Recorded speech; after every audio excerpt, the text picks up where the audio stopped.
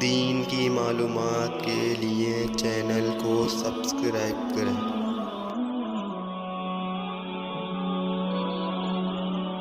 باب ما جاء في النهي عن قراءة القرآن في الركوع والسجود۔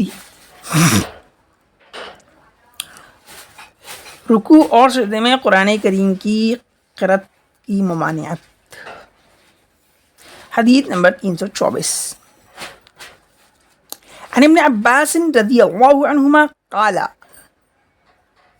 قال رسول اللہ صلی اللہ علیہ وسلم الا انی نہیت ان اقرأ القرآن راکعا او ساجدا فاما الرکوع فعظموا فیہ الرب واما السجود فاجتہدوا فی الدعاء فقمن ان یستجاب لکم۔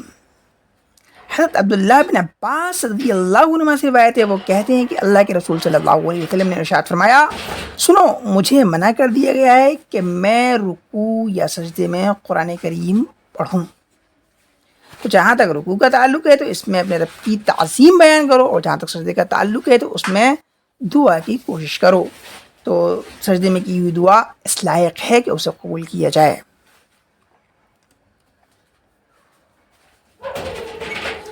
باب ما یقول فی القومۃ وبین السجدتین، قوما اور دونوں سجدوں کے درمیان میں کیا کہنا ہے اس کا بیان۔ قوما جو ہے رکوع سے اٹھنے کی حالت کو کہتے ہیں، یعنی رکوع سے اٹھ کر جو سیدھا کھڑا ہوتے ہیں سجدے میں جانے سے پہلے، تو اس حالت کو قوما کہا جاتا ہے۔ حدیث نمبر 325، عن ابی ہریرہ رضی اللہ عنہ قال قال رسول اللہ صلی اللہ علیہ وسلم اذا قال الامام سمع اللہ لمن حمد فقولوا اللهم ربنا لك الحمد فانه من وافق قوله قول الملائکة غفر له ما تقدم من ذنبه۔ حضرت ابو ہریرہ سے روایت ہے، وہ کہتے ہیں کہ اللہ کے رسول صلی اللہ علیہ وسلم نے ارشاد فرمایا، جب امام سمع اللہ لمن حمیدہ کہے تو تم اللہم ربنا لک الحمد کہو، تو جس کا قول فرشتوں کے قول کے موافق ہو جاتا ہے اس کے اگلے پچھلے گناہ معاف ہو جاتے ہیں۔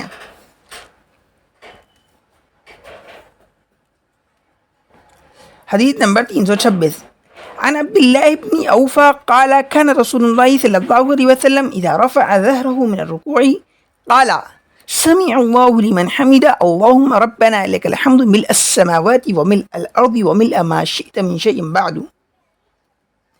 حضرت عبداللہ بن اوفا سے روایت ہے، وہ کہتے ہیں کہ رسول اللہ صلی اللہ علیہ وسلم جب رکوع سے اپنی پیٹھ کو اٹھاتے تھے، یعنی کہ جب آپ رکوع سے اٹھ کر کھڑے ہوتے تھے تو سمیع اللہ لمن حمیدہ اللہم ربنا لک الحمد ملء السماوات وملء الارض وملء ما شئت من شیء بعد کہا کرتے تھے۔ اس کا ترجمہ ہے کہ اللہ نے سن لی اس کی، سمیع اللہ نے سن لی لمن اس شخص کی، حمیدہ جس نے اس کی تعریف کی، اللہم ربنا لک الحمد، اے اللہ اے ہمارے رب تیرے لیے تعریف ہے، ایسی تعریف ملء السماوات وملء الارض جو آسمانوں اور زمین کی وسعتوں کو بھر دے، وملء ما شئت اور ان تمام وسعتوں کو بھر دے جتنا کہ تو چاہے، من شیء بعد اس کے بعد، یعنی جہاں تک تیرا سلسلہ وجود، تیری مشیت کا سلسلہ وجود چاہے وہاں تک جو ہے کہ کہتے ہیں وہ تعریف اس کو بھر دے۔ حدیث نمبر 327،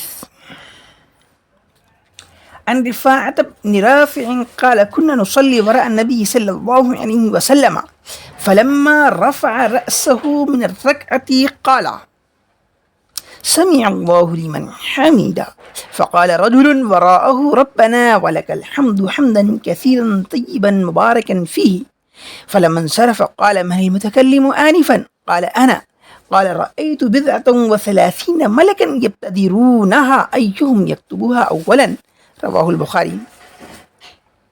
حضرت رفاع بن رافع سے روایت ہے، وہ کہتے ہیں کہ ہم نبی کریم صلی اللہ علیہ وسلم کے پیچھے نماز پڑھ رہے تھے، تو جب آپ نے رکوع سے اپنا سر اٹھایا تو آپ نے فرمایا سمیع اللہ لمن حمیدہ، تو ایک شخص نے آپ کے پیچھے کہا ربنا ولک الحمد حمدا کثیرا طیبا مبارکا فیہ۔ اس کا ترجمہ ہے کہ اے ہمارے رب آپ ہی کی لیے تعریف ہے، ایسی تعریف جو بہت زیادہ ہو، پاکیزہ ہو، بابرکت ہو۔